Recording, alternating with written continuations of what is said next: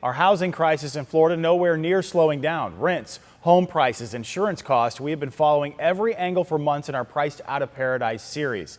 The struggle for so many only growing as inflation is quickly raising prices of just basic necessities, right? Chris Gilmore, right now, there's a local family struggling to make ends meet as a member of the working poor, as they call it. Yeah, and Mike, they're one of many. It's honestly tough to see and hear the stories of our neighbors trying to avoid things like eviction while also managing higher bills. County and nonprofit leaders, though, are equally frustrated to see hardworking families pushed to the brink. They say a solution boils down to teamwork and a much larger affordable housing inventory. In today's housing climate, we have one room.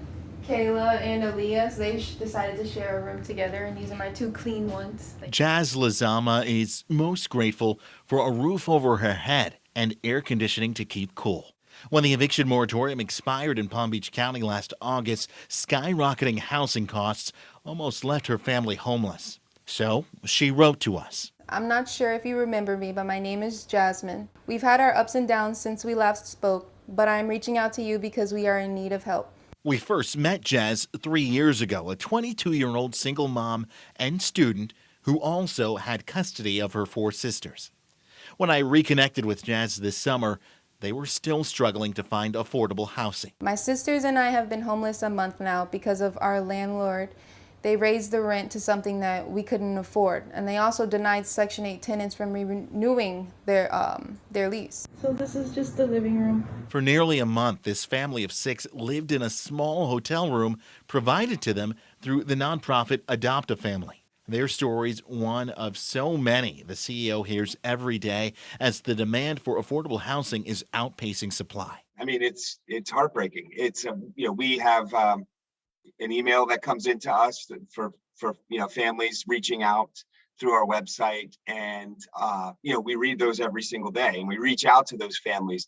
But listening to the wide continuum of needs in our community, whether it's a family with a parent living with a disability, a senior who's taking care of their grandkids, or someone who's working and just doesn't make enough to get by. And you think about those kids. With nearly no other options, Jazz's family waited and held on to hope that their lifeline would come. The streets, or like I would have to lose custody, or I wasn't even trying to think of the other option. It was like save our lives, basically. Eventually, it did come, and they moved off the waiting list and into an affordable housing unit. Jazz will tell you it's not much, but it feels like home. I'm very grateful that we can all sleep in peace at night, because it was horrible at the hotel. Like, some of us were sleeping on the floor, some of us were cramped up together, and now that everyone has a bed. Palm Beach County leaders know that there's pressure to fix the overwhelming issue of availability. The progress is slow, but it's there. We have a $13 million request for proposal on the streets for developers that want to build multifamily rental housing. We also yesterday released another $3.9 million notice of funding availability for those nonprofit agencies that are targeting the homeless and the very low income. We're looking to do some match dollars for some of the state tax credit projects. Local nonprofits are still challenging community leaders and legislators to think bigger in terms of solutions, like investing in the Sadowski Fund, a state and local housing trust fund meant to address affordable housing issues. I would encourage them to fully fund the Sadowski funding, which is in brilliant legislation that is a dedicated tax source for the affordable, development of affordable housing.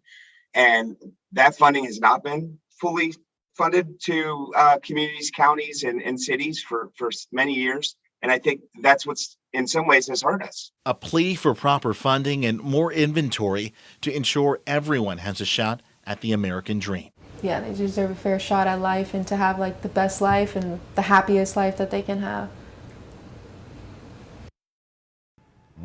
Again, one of those stories that just tugs at your heartstrings. According to their website, the Palm Beach County Department of Housing and Economic Development, they partner with more than 20 different communities throughout the County to offer affordable housing. To give you a better look at how great the need is for assistance right now, I asked for these numbers from the county's Department of Housing and Economic Development. They take in about 200 applications a day, 555 applications. They're waiting to be assigned, and more than 800 are currently in the review process. 100 bank-approved buyers are waiting for their homes to be built as part of the workforce housing program. Meanwhile, there's lots more jazzes out there.